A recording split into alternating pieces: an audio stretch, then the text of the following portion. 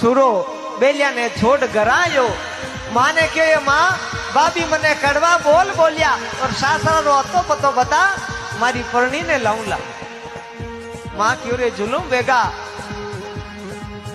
बुझोड़ी लाई ने फाती बुझाई दी थने बीननी थोड़ो को होचनो तेजा ने तू एड़ा शब्द कया